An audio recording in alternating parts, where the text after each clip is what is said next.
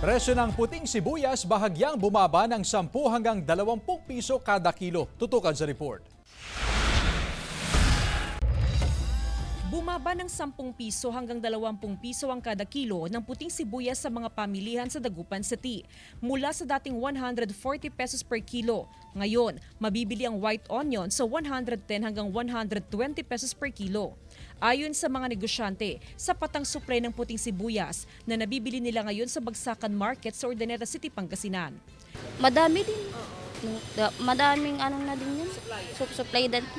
Tas sa Urdaneta din nila kinukuha din yan. Sa monitoring ng Samahang Industriya ng Agrikultura o SINAG, sunod-sunod na dumating ang supply ng imported white onion sa bansa.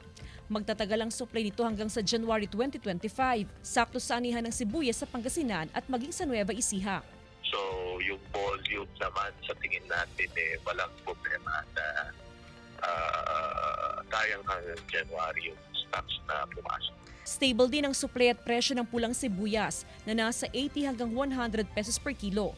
Mababawasan yung medyo expenses para may iba budget pa tapos maibili mo pa ng iba kaysa sa mahal.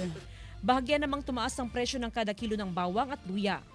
Kasama si Jing Dakanay, Jasmine Gabriel Galban, One North Central Luzon.